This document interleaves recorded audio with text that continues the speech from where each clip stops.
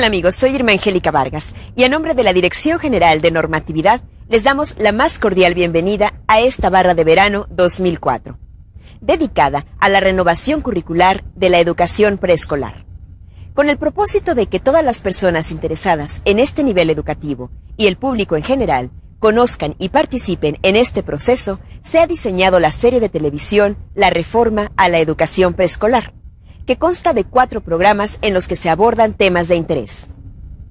¿Por qué es importante que los niños aprendan matemáticas en el jardín de niños? ¿Qué papel juega la resolución de problemas y los retos en este aprendizaje? ¿En qué situaciones podemos hacer uso de los números? ¿Cómo se construye la noción de espacio? En esta tercera emisión titulada Las nociones matemáticas en los niños preescolares, se pretende proporcionar a las educadoras en servicio orientaciones teóricas y didácticas que les permitan dar respuesta a estas preguntas, lo cual les dará elementos para abordar de una forma dinámica y divertida el trabajo con las competencias del campo del pensamiento matemático. Para hablarnos de este tema estará con nosotros la maestra Irma Fuenlabrada, quien estudió en la Escuela Superior de Física y Matemáticas del Instituto Politécnico Nacional. Posteriormente, obtuvo su maestría en Ciencias en el Centro de Investigación de Estudios Avanzados y actualmente es investigadora del Departamento de Investigación Educativa de la misma institución. Comencemos con nuestro programa. Que lo disfruten. Me parece, digamos, un acierto que se esté replanteando el trabajo en el preescolar, porque de alguna manera, por algún tiempo, el preescolar cumplió una función de guardería que no es despreciable, sobre todo para las madres de familia no es nada despreciable que exista eso, pero yo creo que sí, con los chiquitos podemos aprovechar mucho ese espacio que están con nosotros para que empiecen realmente su educación pues, formal, y realmente empiecen a tener esta oportunidad de interactuar con los conocimientos constituidos. Hay unas nociones de conocimiento matemático que realmente, con escuela y sin escuela, el niño las aprende, las incorpora. Esto es muy claro, sobre todo cuando uno estudia a los sujetos no alfabetizados. Marque bien, ellos la necesidad que tienen de interactuar con el número por una situación meramente comercial, pues los habilita, digamos, de alguna manera, para realizar ciertos cálculos. Desgraciadamente, esos cálculos siempre se circunscriben a los rangos de competencia. Es decir, si una persona, por ejemplo, por decir algo, lava ropa, pues se maneja muy bien con las docenas y lo que cobra por la docena, y en ese rango numérico se maneja muy bien, pero ya con rangos numéricos mayores o incluso menores no tiene la competencia instalada de interactuar con el número y con sus operaciones. Entonces los chiquitos realmente, desde que empiezan a interactuar con los seres humanos, empiezan a construir esta idea de lo mucho y lo poco. El asunto es que los números, igual que sucede con el asunto del número, también sucede con el manejo del espacio. El niño se ubica dentro del espacio, es decir, empieza a tener las nociones de qué es lo que está cerca, qué es lo que está lejos, qué tipo de trayectorias tiene que seguir. No sé si está en su recámara para llegar a la cocina. Cuando nosotros empezamos a decir, oye, ve a la recámara y tráeme no sé qué, él ya tiene una imagen mental del espacio que tiene que recorrer, para la trayectoria que tiene que seguir para llegar del punto donde está al lugar que nosotros le estamos pidiendo que vaya.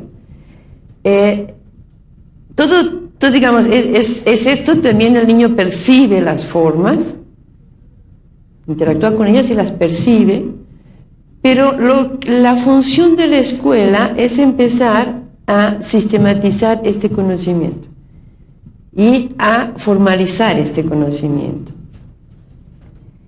Hay una práctica muy arraigada en el preescolar, sobre todo con el asunto del número, que deriva de la teoría piagetiana. Cuando Piaget establece que el número es una síntesis de la seriación, la clasificación y el orden, no se estaba refiriendo precisamente a lo que muchas maestras de preescolar hacen o han entendido sobre seriación, clasificación y orden.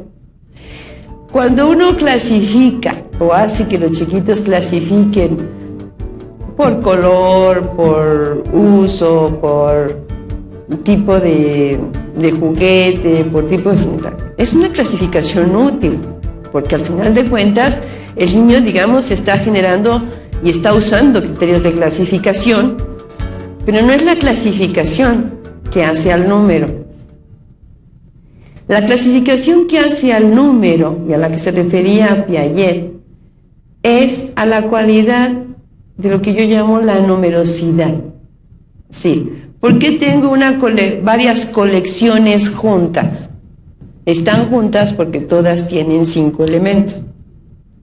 Independientemente que sean rojos, sean perros, sean gatos, sea lo que sea. La clase del 5 compete a todas las colecciones que tienen 5 elementos. Y esas colecciones pues pueden tener cualquier cosa. ¿A qué viene este asunto? La misma teoría psicogenética establece que el niño aprende interactuando con el objeto de conocimiento. Eso hace una gran diferencia a las posturas conductistas en donde se suponía que el sujeto aprendía a través de recibir información. ¿Se dan cuenta que depende de lo que nosotros asumamos respecto a cómo aprende el niño, es cómo actuamos frente a él para enseñarle?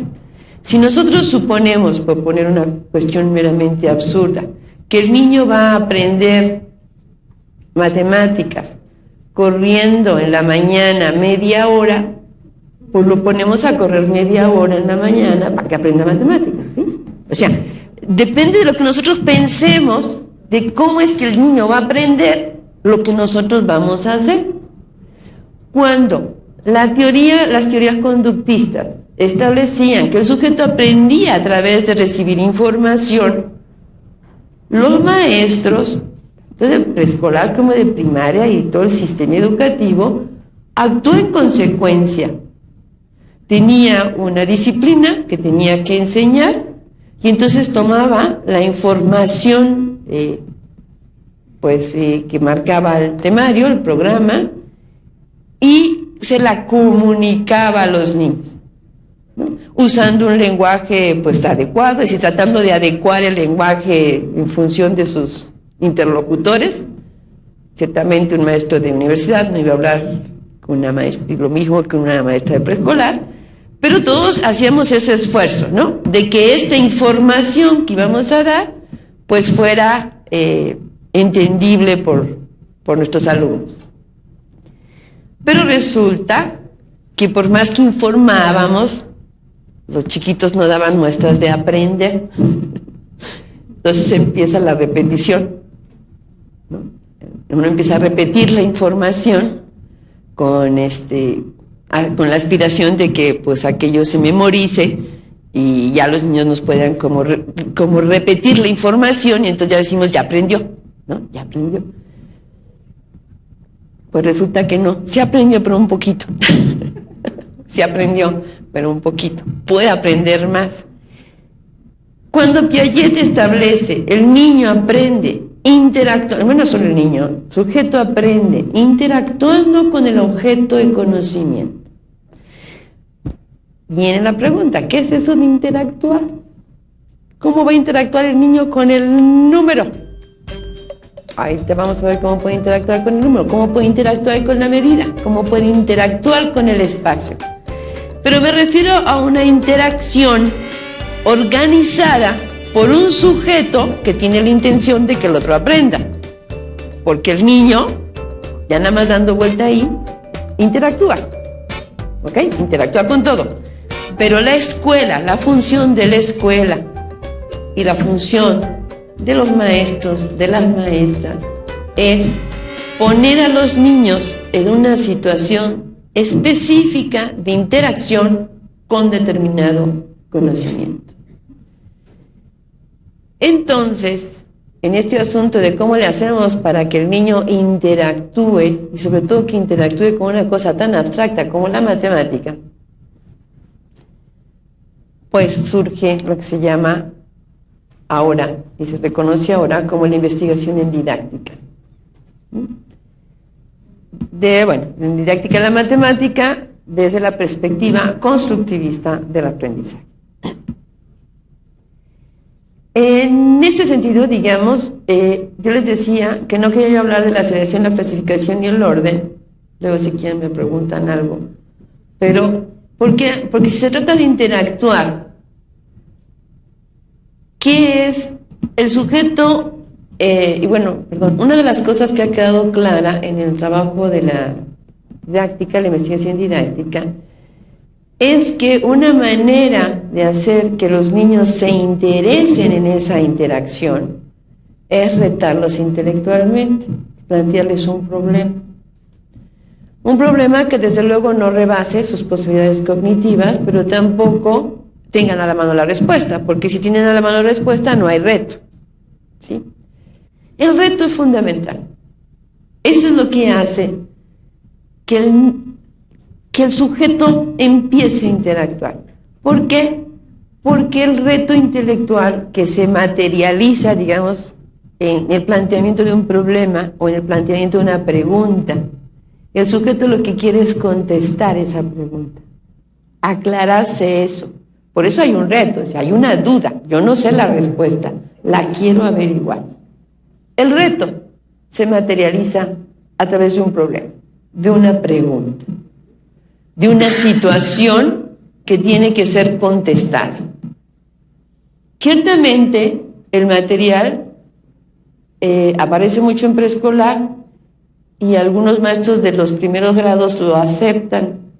La verdad que el material puede permanecer muchísimo tiempo, pero el material está para apoyar el razonamiento del niño.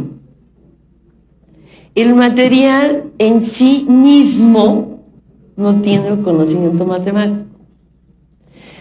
Si nosotros ponemos a los chiquitos a jugar, ¿cómo se llama? Pues con unas fichitas de colores, pues son fichitas de colores. Eso va a tener, ese va a ser un material de apoyo al trabajo con sistema de numeración si empezamos a meter ciertas reglas de uso con esas fichitas. Pero y si hacemos que los chiquitos cumplan con las reglas cuando están jugando con eso. Pero si no, pues no, porque las corchalitas les pueden servir para hacer torrecitas. Y digo, está bien que un chiquito de preescolar haga torres, también desarrolla otras cosas, pero no conocimiento matemático. Entonces, el material en el preescolar, digo, me refiero a ustedes por el asunto de que ustedes trabajan con mucho material y son muy adictas al material, parece muy bien, pero aguas con el material. El material tiene que servir como apoyo al razonamiento. ¿A qué me refiero? Yo planteo un problema y si el niño necesita del material para averiguar cómo va aquello, no sé qué, ya lo usará. Y lo va a usar como él considere que tiene que usarlo. Porque si ustedes empiezan, no, el rojo va aquí, el verde allá, el no sé qué, ustedes están usando el material y el niñito pues está, o la nena está haciendo lo que ustedes quieren, pero no lo que ellos quieren hacer, ni lo que ellos consideran necesario hacer para resolver un problema que ustedes les han planteado. ¿Pero qué es contar? Contar, y ahí me meto con la seriación, la clasificación y el orden de Piaget. ¿Cómo le hacemos para que el niño adquiera el concepto de número? Poniéndolo en situación en la que tenga que contar, en la que el conteo sea la estrategia que le permite resolver el problema. Para que un chiquito empiece a contar, necesita haber memorizado un cachito de la serie, memorizado, así como periquitos. Un chiquito que todavía no puede decir 1, 2, 3, 4, 5, 6, 7, 8, 9. Todavía no puede empezar a contar formalmente, porque para poder contar necesita de esa serie oral bien dicha, porque si anda diciendo 1, 2, 3, 5, 7, 14, 19, pues no. Tiene que decir un cachito, hasta el 7. 1, 2, 3, 4, 5, 6, 7. Eso no es suficiente para que pueda contar. Es necesario, pero no es suficiente. Porque resulta que ya tiene que poner en correspondencia esa serie oral con cada uno de los objetos que está contando. Y en correspondencia biunívoca. Eso quiere decir, por cada cosa que pasa, dice un nombre. 1, 2, 3. Los malvados luego pasan 2 y dicen un número y no pasa nada. A lo mejor lo hacen bien y dicen 1, 2, 3, 4, 5, 6. Decimos, ¿cuántos tienes? 17. ¿Por qué? Porque todavía no sabe que el último nombre que nombra es el que dice cuántos son. Esa es otra de las cosas que tiene que descubrir. Tiene que descubrir, tiene que desarrollar, digamos, esta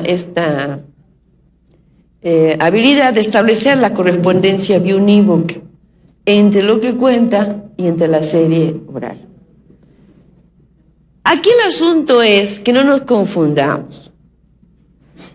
Las mamás solemos confundirnos, y las maestras de preescolar y los maestros de preescolar también, porque decimos, es que mis niños ya saben contar. Cuando el niño tiene que decir 1, 2, 3, es con los objetos y a la salud de algo. Vamos a ver si nos alcanzan los platitos que tengo para este equipo. ¿Cómo le hago para saber si me va a alcanzar o no me va a alcanzar? Una posibilidad es agarrar los canijos platos y ponerle un plato a cada quien, ¿no? Otra posibilidad es decir, por cada plato agarro un niño, o sea, tomo un plato y digo, este para Luisito, este para Paquito, este para Pedrito, este para mí, este para no sé quién, este para tatá. Fíjese que está estableciendo correspondencia, pero entre los sujetos, entre el que va a ser dueño del plato y los platos. Y en la otra manera de resolver el problema es decir, bueno, ¿cuántos somos? 1, 2, 3, 4, 5, 6. Necesito 6 platos. 1, 2, 3, 4, 5, 6.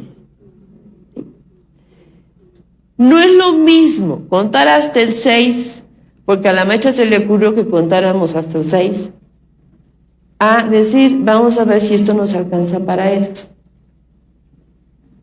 Es totalmente distinto. Es un problema. Y luego empiezan a contar. Se empieza a aparecer el número como la estrategia, como una estrategia que permite resolver ese tipo de problemas. Y es la estrategia privilegiada. Porque fíjense ustedes, si el equipo es de 6, pues es de 6, ¿no? Pero si nosotros necesitamos tazas para todos ustedes, para ofrecerles un café, imagínense que empecemos. Uno para Juanito, uno para Paquito, uno para... No, pues no, ¿verdad?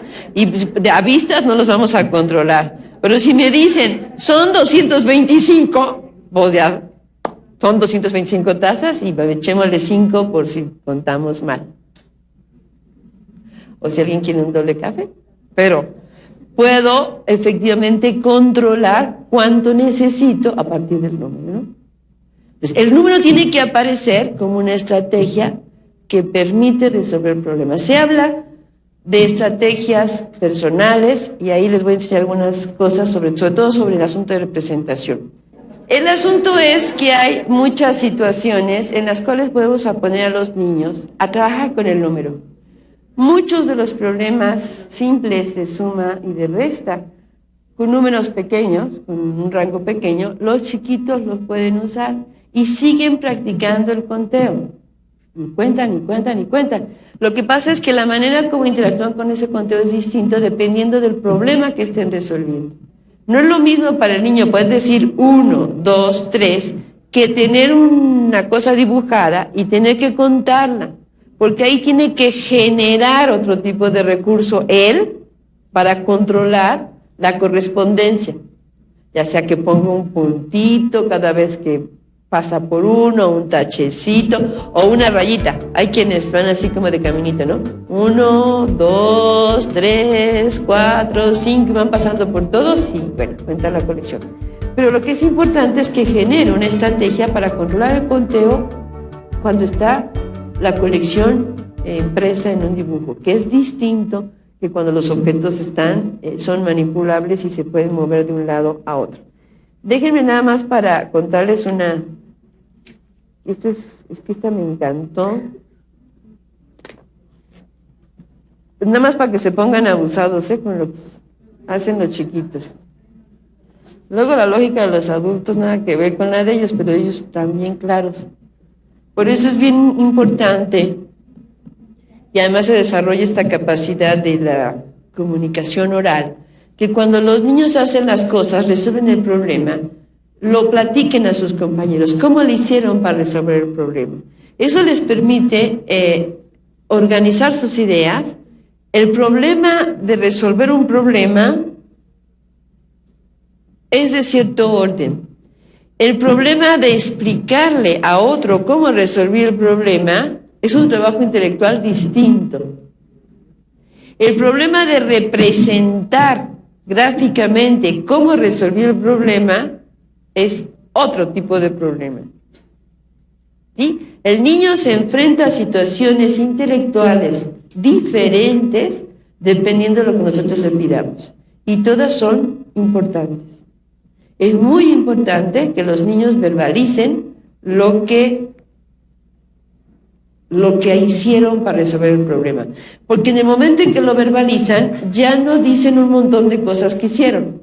Hay una discriminación de cosas poco importantes y seleccionan las importantes para esa comunicación. Tienen que ordenar sus ideas, ver por dónde van a empezar la explicación y por dónde la van a terminar. A lo mejor lo hacen de bulto, agarran el material y lo explican. A lo mejor ya pueden prescindir del material y verbalizar las acciones que hicieron. Entonces siempre es muy importante pedirles que nos expliquen, no a nosotros, sino a sus compañeros, y nosotros escuchamos, qué es lo que hicieron para resolver el problema. Son muy interesantes los planteamientos de la maestra Fuenlabrada, ya que nos invitan a trabajar bajo este nuevo enfoque de resolución de problemas en el que las matemáticas se vuelven actividades divertidas e interesantes para los niños, ya que pueden hacer uso de estos conocimientos y expresar lo que entienden sin temor a equivocarse. Bien, pues hemos llegado al final de nuestro programa titulado Las nociones matemáticas en los niños preescolares. Recuerden que la semana próxima los esperamos aquí, en la Barra de Verano 2004, con nuestra cuarta emisión de la serie La Reforma a la Educación Preescolar. Soy Irma Angélica Vargas, y a nombre de la Dirección General de Normatividad les damos las gracias por su atención. Hasta pronto.